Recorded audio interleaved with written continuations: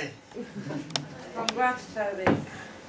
Congrats. Glastonbury. Oh, thanks. It was 2011. So this is Newcastle. Do you all live here, do you?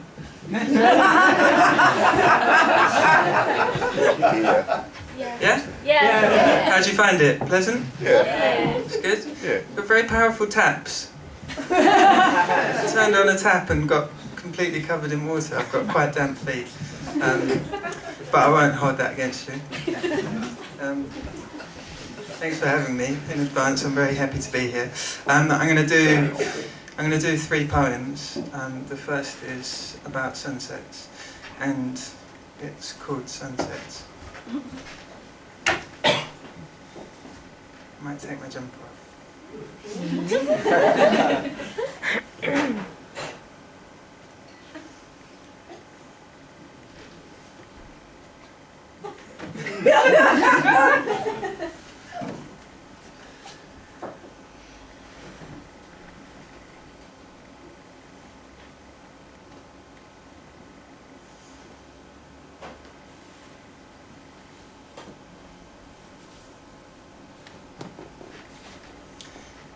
There is nothing quite like being alone at sunset.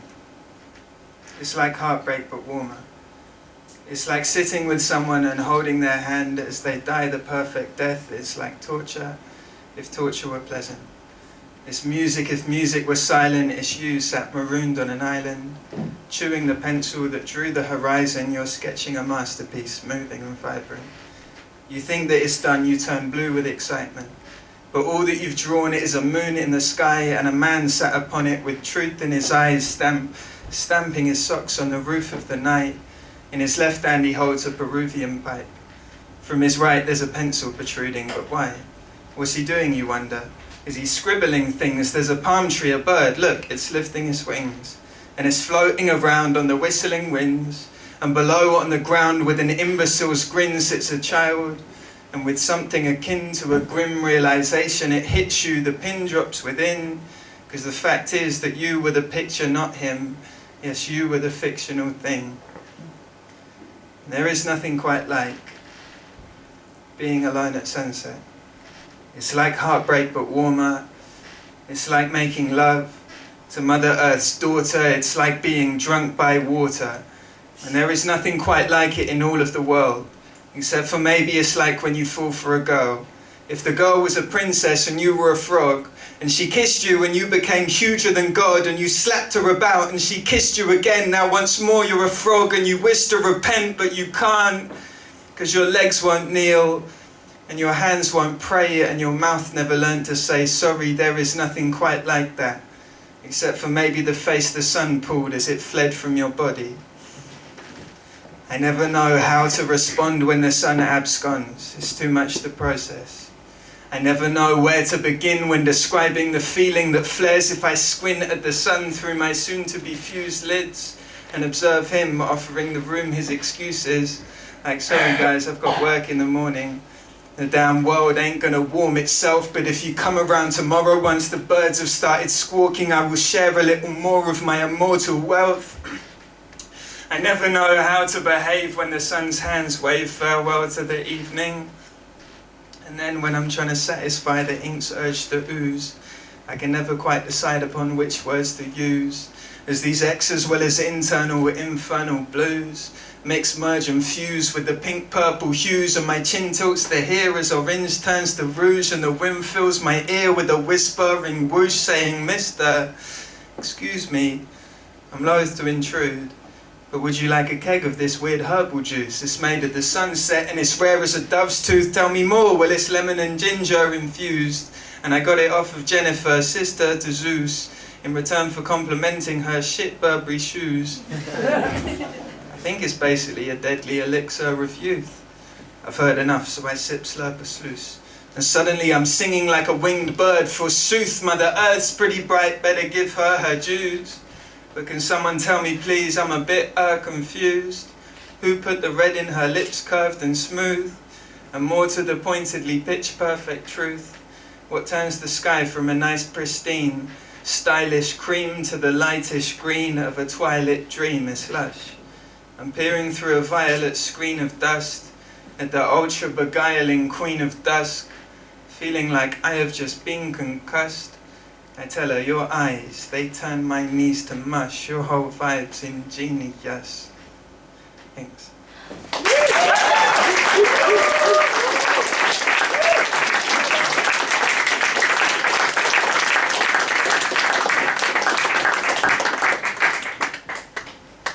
Thanks.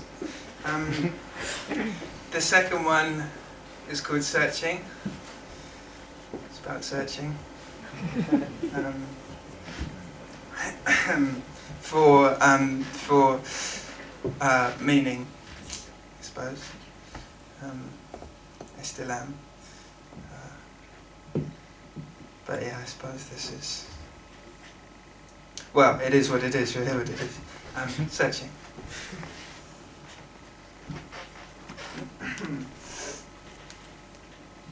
I'm just searching for an angle. I'm just searching for a voice. I'm just searching for a way to fit in. I'm just searching for a reason to rejoice.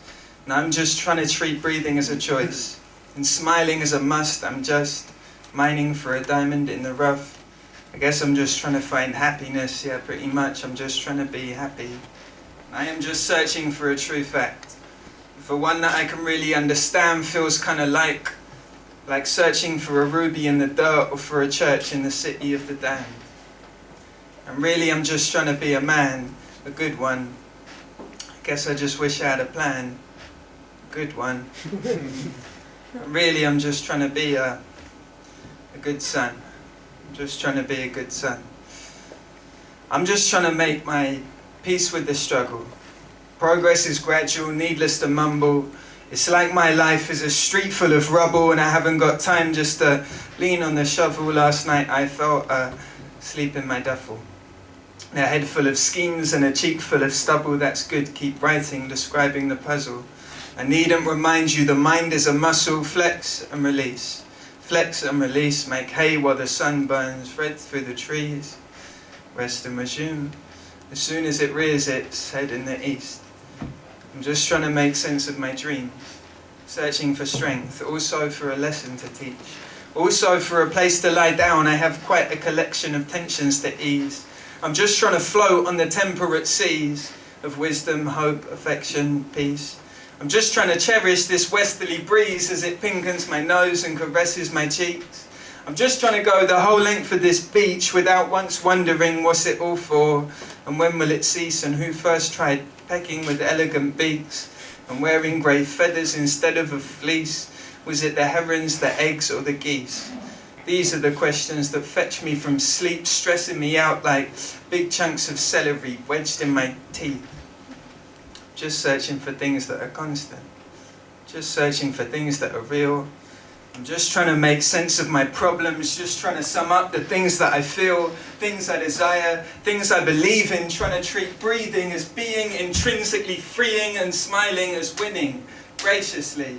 I'm just trying to keep grinning. Basically, I'm just searching for ways to express the bittersweet taste on my tongue and the similarly melancholy ache in my chest, trying to not feel hate for the angel of death. I'm just searching for ways to impress, to astound my mum, my dad, or the friends that I've found. Just trying to make them proud. Just trying to make them proud. And I'm just trying to make my peace with the hustle. Life is a battle, needless to grumble. I'm just trying to make hay while the sun feeds bright red rays to the deep green leaves in the jungle. I'm just trying to treat each breath drawn as a piece of the puzzle, and each fresh dawn as a reason to chuckle, and each flesh form as a truly astonishing ensemble of spirit and stardust. I'm just trying to separate physical harshness from fictional sagas, also entrances from departures. I'm just wondering what came first in the sprint for bizarreness, figs or bananas, figs or bananas. And what came first in the history of pastures, the chickens, the cockerels, the pigs or the carvers, or was it the farmers, the ones from the archers? These are the riddles that strip me of calmness, stressing me out like bits of sultanas, somehow getting lodged in my fingernails, bastards. It's like held in the fist of catharsis. I delve deep into the darkness, dressed in my best pair of piglet pajamas, relentlessly digging for answers, held in the soft, spindly fist of catharsis. I delve deep into the sticky ink darkness, sheathed in my best pair of piglet pajamas, ceaselessly digging for answers. Man, the point is, I'm just searching for an angle. The point is, I'm just searching for a voice. The point is, I'm just searching for a way to fit in. I'm just searching for a reason to rejoice. I am just trying to treat breathing as a choice and smiling as a must. I'm just mining for a diamond in the rough. I guess I'm just trying to find happiness. Yeah, pretty much. I'm just trying to be happy. And I am just searching for a true fact. You know, for one that I can really understand. It feels kind of like searching for a ruby in the dirt or for a church in the city of the damned. And really, I'm just trying to be a man, a good one. Guess I just wish I had a plan, a good one. And really, I'm just trying to be a good son. I'm just trying to be a good son.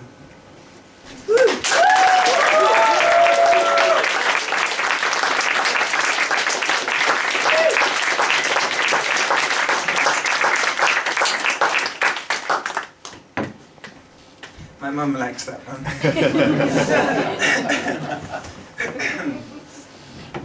This next one, this last one, requires the tiniest bit of audience participation. Are you up for it? Yeah. You seem like you're up for it.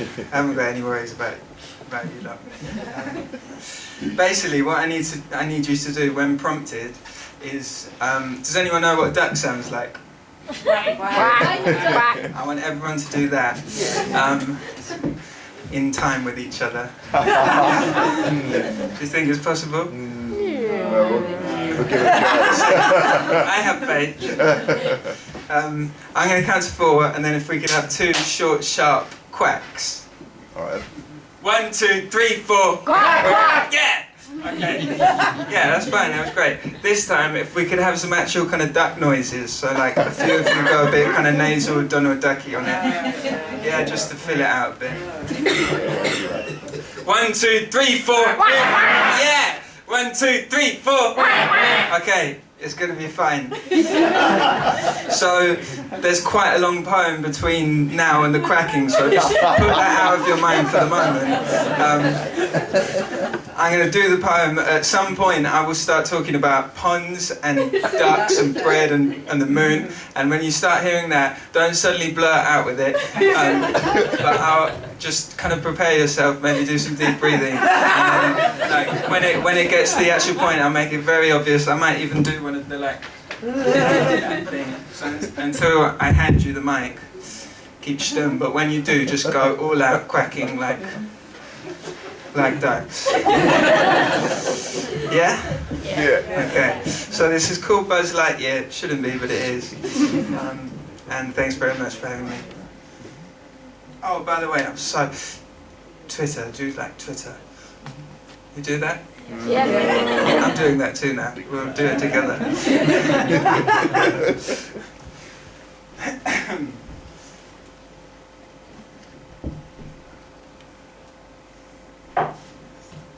I tend to throw my arm up in this one, and in some venues I end up with bleeding knuckles. I'm in a state of permanent assimilation. Still, there may be something to be said for intellectual asphyxiation.